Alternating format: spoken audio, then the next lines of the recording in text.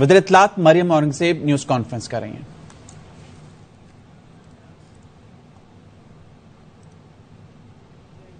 Polio workers کی جو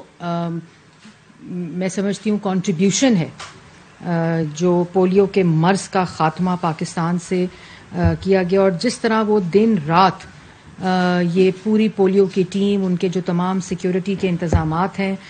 جو تمام ذمہ داریاں ہیں، جس طرح وہ سر انجام دیتے ہیں، ان سب کو کابینہ کے ممبران نے خراج تحسین پیش کیا۔ اور جو قومی ایجنڈا ہمارا ہے، جو کمٹمنٹ ہماری نیشنل ہے پولیو کے خاتمے کے لیے، اس میں تمام جو اس میں اسٹیک ہولڈرز ہیں، ان کے جذبات کو، ان کی کاوشوں کو، ان کی کوشش کو، ان کی محنت کو، ان کی کمٹمنٹ کو، ان کے پیشن کو خراج تحسین پیش کیا۔ اجلاس میں جو ایجنڈا تھا اس کے اندر ملک کے اندر جو گندم کی سپلائی اور ڈیمانڈ ہے، اس کے اوپر ایک تفصیلی بریفنگ دی گئی فوڈ منسٹری کی طرف سے، اور اجلاس کو بتایا گیا کہ ملکی ضرورت پورے کرنے کے لیے گندم کی اس وقت وافر سفیشینٹ جو مقدار ہے وہ موجود ہے۔ اجلاس میں یہ فیصلہ کیا کہ کرنٹ ایئر جو اس وقت گزشتہ سال ہے، اس کے جو گزشتہ سال ہے اور جو کرنٹ ایئر ہے اور جو گزشتہ سال ہے، اس کا اگر کمپیریزن کیا جائے تو اس میں جو ریزروز ہیں، جو ذخائر ہیں گندم کے، وہ پچھلے کے مقابلے میں بہت زیادہ ہیں، وافر مقدار میں موجود ہیں۔ جو فگر ہے وہ ہے کہ اجلاس میں یہ بھی بتایا گیا کہ کرنٹ ایئر میں گندم کی مجموعی ڈیمانڈ جو ہے، اس کا اندازہ تقریباً 30.79 ملین میٹرک ٹن ہے، اور 2 ملین میٹرک ٹن کے ذخائر اسٹریٹجک ریزرو جن کو کہا جاتا ہے وہ اس میں شامل ہیں۔ 1.8 ملین میٹرک ٹن کے ذخائر گزشتہ سال سے منتقل ہوئے ہیں، اور موجودہ ذخائر گزشتہ سال سے 2% زیادہ ان کا مجموعہ جو اس کی مقدار ہے وہ بنتی ہے۔ یہ بھی آپ لوگوں کو معلوم ہے کہ جو سیلاب کے بعد جو سچویشن ہے، وہ جس طرح یہ پورا سلسلہ ہارویسٹنگ کا، اور جو پوری 1/3 آف دا کنٹری جو ہے وہ پانی کے نیچے تھی سیلاب کے دوران، ان تمام چیزوں کے باوجود ایفیشینٹ پلاننگ کی وجہ سے جو ذخائر ہیں وہ زیادہ بھی ہیں، وافر بھی ہیں۔ ڈیمانڈ اور سپلائی کا جو گیپ تھا، بلکہ اس کے ساتھ ساتھ وہ انتظامات بھی کیے گئے ہیں کہ ملک میں کسی طرح کا بھی کوئی غذائی بحران نہ پیدا ہو، اور جس کی وجہ سے جو فوڈ منسٹری ہے اس نے دن رات کام کیا ہے۔ اور آج کابینہ نے جب یہ ساری تفصیل بتائی گئی تو جو فوڈ منسٹر طارق بشیر چیمہ صاحب ہیں، مخدوم مرتضی محمود صاحب، جو متعلقہ وزارتیں ہیں، جو ان کے سیکرٹریز ہیں، جو ان کے حکام ہیں، جو پاسکو کے حکام ہیں، ان سب کو وزراء نے، کابینہ کے ممبران نے، سب نے ان کی جو کاوشیں ہیں ان کو سراہا، کیونکہ یہ بڑا مشکل چیلنج تھا سیلاب کے بعد۔ تو اس پہ جو جتنی بھی کنٹریبیوشن ہے، مخدوم مرتضی محمود صاحب، جو متعلقہ وزارتیں ہیں، جو ان کے سیکرٹریز ہیں، جو ان کے حکام ہیں، جو پاسکو کے حکام ہیں، ان سب کو وزراء نے، کابینہ کے ممبران نے، سب نے ان کی جو کاوشیں ہیں ان کو سراہا، کیونکہ یہ بڑا مشکل چیلنج تھا سیلاب کے بعد۔ تو اس پہ جو جتنی بھی کنٹریبیوشن اس میں ہے، ایفیشینٹ پلاننگ ہے، فیوچر پلاننگ ہے، ان تمام کو ممبرز نے ایکنالج کیا۔ اس کے ساتھ ساتھ جو امپورٹنٹ ایک آپ لوگوں کے سامنے ایجنڈا رکھنا ہے، واشنگٹن کے اندر جو ایک بلڈنگ، واشنگٹن میں ہمارا جو ایمبیسی ہے اس کے زیر استعمال ایک بلڈنگ، وہ خود سفارت خانہ نہیں تھا مگر ایک انویسٹمنٹ کی تھی، اور وہاں 2 بلڈنگز، ایک R220 اسٹریٹ کے اوپر ہے اور ایک میساچوسٹس ایونیو کے اوپر، یہ 2 بلڈنگز موجود ہیں۔ اور اس بلڈنگ کے جو تھوڑا سا تاریخی پس منظر میں آپ کو بتانا چاہوں گی کہ 2010 میں یہ 2 بلڈنگز ہیں، اور 2010 میں وزیر اعظم کی ہدایت پر، اس وقت کے وزیر اعظم کی ہدایت پر، ان دونوں عمارتوں کا جو انفراسٹرکچر تھا وہ بہت ہی بری حالت میں تھا، تو اس کے رینوویشن کی اپروول دی گئی تھی کابینہ سے۔ اور پھر اسٹریٹ R پر جو موجود عمارت ہے، اس کا ابھی تک جو ریکارڈ بتاتا ہے کہ اس کی رینوویشن جو ہے وہ اس کا 60% کام بھی مکمل نہیں ہو سکا، بالکل ابتدائی اس کے اوپر، بلکہ جو دوسری بلڈنگ تھی جو میساچوسٹ ایونیو پہ تھی اس کے رینوویشن اور ریپیئر جو ہے وہ ہو چکی ہے، اور وہ رینٹ کے لیے جو ایمبیسی ہے یا جو بھی ان کا انویسٹمنٹ پلان بزنس پلان ہے اس کے لیے اس کی کاوشیں کر رہی ہے. لیکن امپورٹنٹ چیز یہ ہے کہ جو یہ بلڈنگ ہے وہ اس کا جو ڈپلومیٹک سٹیٹس ہے وہ بھی 2018 میں یو ایس کی گورنمنٹ نے ختم کر دیا تھا. اب وہ ایک پرائیویٹ بلڈنگ کی حیثیت سے موجود ہے، اور اس کے اوپر حکومت پاکستان $8,19,000 کا ٹیکس بھی ادا کر چکی ہے. اور جب یہ اس کا سٹیٹس ختم ہوتا ہے تو ظاہر ہے اس کا ٹیکس کا جو رجیم ہے وہ بھی ختم ہو جاتی ہے. اور کیونکہ بر وقت فیصلے نہیں ہوئے، 2010 کے بعد جو منظوری ہوئی، پھر اس کے بعد جو پورا ایک پروسیس ہے، پھر 2018 کے بعد اس کے اندر 2019 سے لے کر اب تک $13 لاکھ ٹیکس ادا کر چکے ہیں ہم اس کے اوپر، جو کہ بلڈنگ نہ استعمال میں ہے، نہ اس کا انفراسٹرکچر اس قابل ہے کہ اس کو استعمال کیا جا سکتا ہے. اس کے اوپر صرف ہم ٹیکس دے رہے ہیں، اس کی ڈپلومیٹک حیثیت بھی ختم ہو چکی ہے. اور 3 ماہ کا جو ٹیکس بنتا ہے وہ $1 لاکھ ٹیکس اس میں بڑھ جائے گا اسی وجوہات کی وجہ سے. اور 2020 میں ایک انٹر منسٹریل کمیٹی قائم کی گئی تھی جو کہ منسٹرز نے، اور پورا ایک اس کے اوپر ورکنگ کی گئی تھی، اور اس کے اندر موجودہ حالت میں اس عمارت کی قیمت $45 لاکھ امریکی لگائی گئی تھی اگر اس کو سیل کیا جائے. اس انٹر منسٹریل کمیٹی نے جو ورکنگ کی تھی، اور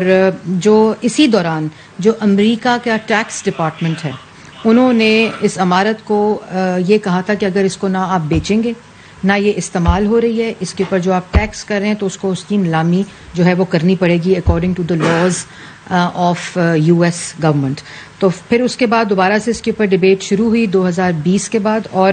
اس تک اب تک پاکستان سے $13 لاکھ ٹیکس وصول کرنے کو کہا گیا کہ اگر آپ نے اس کا کچھ نہ کیا، اس کو سیل نہ کیا، اس کو آکشن نہ کیا، تو آپ کو $13 لاکھ ٹیکس اس میں ہمیں دینے پڑیں گے. اور اس کے ساتھ ساتھ یہ بھی کہا گیا کہ اگر آپ نے نیلام نہ کیا تو گورنمنٹ یو ایس جو ہے اس کو نیلام کر دے گی. یہ ایک ایسی بلڈنگ ہے جسے میں نے آپ کو پہلے کہا کہ جو بالکل زیر استعمال نہیں ہے. پھر ایک ٹرانسپیرنٹ بڈنگ پروسیس اس کے اوپر کیا گیا، تو پہلے $45 لاکھ امریکی اس کے اوپر بڈنگ آئی تھی، اور اب جو بڈنگ ہے وہ اس کے اوپر 68 جو لاکھ ملین ڈالرز ہے وہ آئی ہے، اس کی بڈ ملی ہے. اور اس کے جو پہلا اندازہ ہے $45 لاکھ کا، اور اب اس کے اندر $23 لاکھ اس میں زیادہ ہیں. اب اس وقت صورتحال یہ ہے کہ اگر ہم نے اس کو بیچا نہ، اس بڈنگ کے پروسیس کو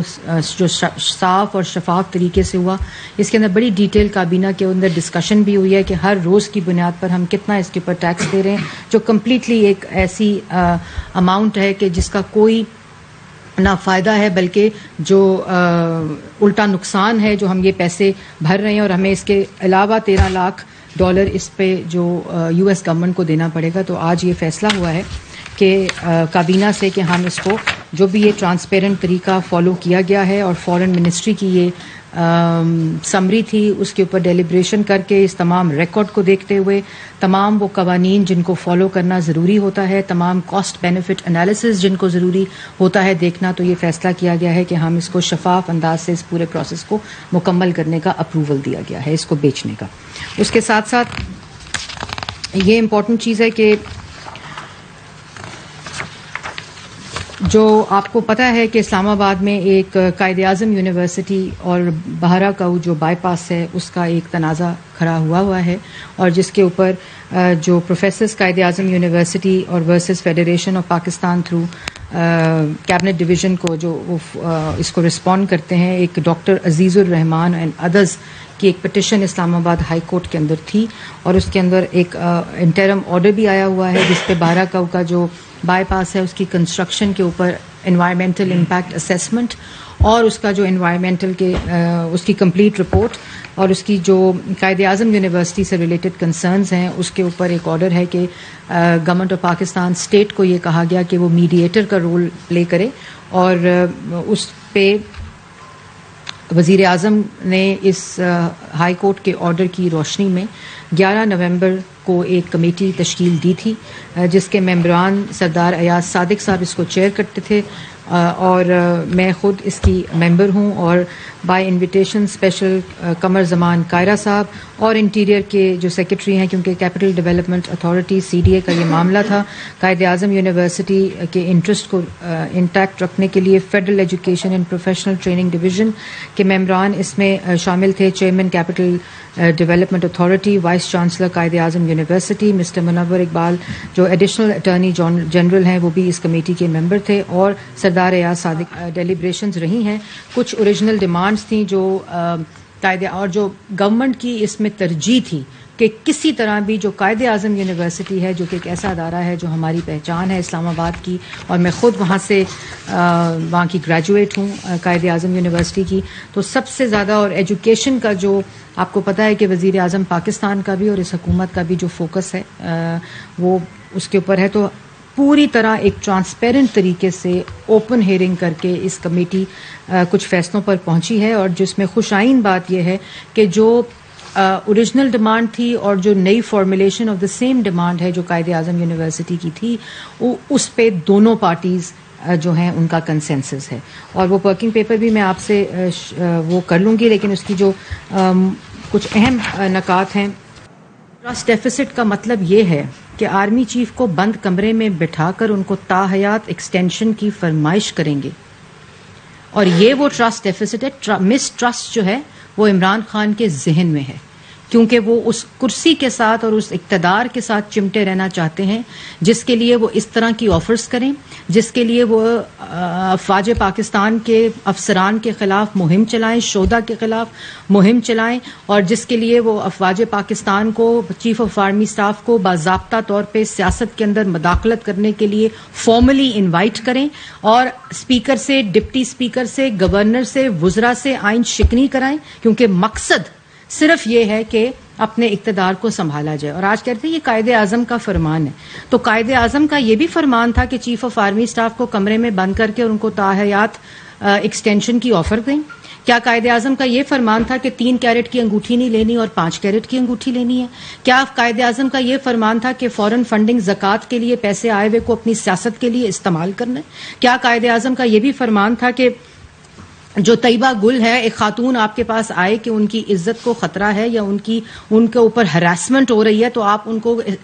وزیر اعظم ہاؤس کے اندر ایک کمرے میں بند کر دیں؟ کیا قائد اعظم کا یہ فرمان تھا کہ آپ DGFIA کو باتھ روم میں بند کر دیں وزیر اعظم ہاؤس کے؟ کیا قائد اعظم کا یہ فرمان تھا کہ آپ نیب کے چیئرمین کو بلیک میل کر کے اور سیاسی مخالفین کو سزائے موت کی چکیوں میں ڈالیں اور ان کے خلاف جھوٹے کیسز بنائیں؟ کیا قائد اعظم کا یہ فرمان تھا کہ اپنی سیاست کو بچانے کے لیے، اپنے اقتدار کو بچانے کے لیے سیاست میں اسلامک ٹچ دیں؟ کیا قائد اعظم کا یہ فرمان تھا کہ آپ اپنے سیاسی مخالفین کو غداری کے ساتھ لنک کریں؟ کیا قائد اعظم کا یہ فرمان تھا کہ توشہ خانہ کعبہ کی عکس کی گھڑی کو آپ بیچ دیں اور آپ توشہ خانہ میں ڈاکے ڈالیں؟ کیا قائد اعظم کا یہ فرمان تھا کہ آپ توشہ خانہ کے ہیروں کے ہار، ہیروں کے سیٹ اور گھڑیوں کو بیچیں؟ کیا قائد اعظم کا یہ فرمان تھا کہ آپ شہدا کے خلاف جو سیلاب کے اندر فلڈ وکٹمز کی حفاظت کرتے ہوئے، ان کی ریسکیو کے لیے، ان کے ریلیف کے لیے کام کرتے ہوئے شہید ہو جائیں، آپ ان کے خلاف مہم چلوائیں؟ کیا قائد اعظم کا یہ فرمان تھا کہ آپ افواج پاکستان کے افسران کے خلاف پوری ایک آرگنائزڈ کیمپین کریں؟ کیا قائد اعظم کا یہ فرمان تھا کہ اگر آپ کے خلاف تحریک عدم اعتماد آ جائے تو آپ اپنے اسپیکر سے، اپنے ڈپٹی اسپیکر سے، صدر پاکستان سے، گورنر سے، تمام آئینی عہدوں سے آئین شکنی کرا کے اپنے اقتدار کو بچانے کی کوشش کریں؟ کیا قائد اعظم کا یہ فرمان تھا کہ آپ افواج پاکستان یا آپ سیکیورٹی ایجنسیز کے سربراہ کو نیوٹرل کہیں، جانور کہیں، کیونکہ وہ آپ کے اقتدار اور سیاست میں مداخلت نہیں کر رہے؟ آپ کو کیا یہ تھا کہ آپ دوسروں کے مینڈیٹ کو چوری کریں اور آپ بطور وزیر اعظم مسلط ہو جائیں اور اس کے بعد آٹا، چینی، بجلی، گیس، دوائی پہ ڈاکے ڈالیں؟ کیا قائد اعظم کا یہ فرمان تھا؟ وہ فرمان جو ہیں، جو آپ کی حرکتیں ہیں، اور آپ لوگوں کو قائد اعظم کے فرمان بتاتے ہیں؟ آپ وہ شخص جو جمہوری ذہن رکھتے ہی نہیں، جو لوگوں پر الزام لگا کر، تہمت لگا کر، بہتان لگا کر جو عوام کو، لوگوں کو تقسیم کرے، ہیٹ سپیچ کرے، جو لوگوں پہ الزامات لگائے جھوٹے، کیا قائد اعظم کا یہ فرمان تھا؟ اس لیے آپ بھاشن مت دیں. جو 2018 سے لے کر 2022 تک اس ملک کے ساتھ، عوام کے ساتھ ہوا، وہ آج پاکستان کی عوام کو آپ بھلا نہیں سکتے. اور اب آپ لانگ مارچ سے بھی فارغ، نالائق، نااہل، چور، کرپٹ، سیاسی طور پر فیل، اور لانگ مارچ سے فارغ. تو اب آپ ہیں فارغ، اور جو فراغت ہے اس میں آپ دو کام ضرور کریں. ایک، جتنے توشہ خانہ کے آپ نے تحائف ڈکلیئر نہیں کیے ان کو ڈکلیئر کریں. دوسرا، وہ ایک مقدمہ کرنا تھا جس کا آپ نے اعلان کیا تھا کہ میں توشہ خانہ پہ جو میرے پہ الزامات لگائے گئے ہیں، جب آپ نے شہباز شریف پہ الزام لگایا کہ پینما میں انہوں نے مجھے یہ کہا ہے کہ 10 بلین لے لو اور پینما سے وڈرا کر جاؤ، تو شہباز شریف نے آپ کے خلاف ڈیفیمیشن سوٹ کیا تھا. آج 6 سال ہو گئے آپ کا وکیل اور آپ جواب نہیں جمع کرا سکے، اور اب یہ کورٹ نے کہا ہے کہ اگر اگلی ہیئرنگ پہ آپ نے جواب جمع نہ کرایا تو کورٹ فیصلہ کر دے گی. تو آپ نے ایک اناؤنسمنٹ کی تھی کہ آپ نے ایک کیس کرنا تھا کیونکہ آپ کے اوپر توشہ خانہ کا الزام لگایا گیا ہے، لیکن آپ کو یہ معلوم ہے کہ اگر آپ نے وہ کیس کیا تو گھڑی کا بھی دینا پڑے گا حساب، اور وہ تمام حساب دینے پڑیں گے جو ابھی عوام کے سامنے آنے ہیں توشہ خانہ سے ریلیٹڈ. اس لیے آپ یہ دو کام ضرور کریں جب آپ کے پاس فراغت ابھی موجود ہے. تو وکلا کی مشاورت کو میرا خیال ہے 3 ہفتے ہو گئے ہیں، اور 3 ہفتے کے اندر اندر آپ وہ کیس کر کے اپنا جواب جمع کریں. جی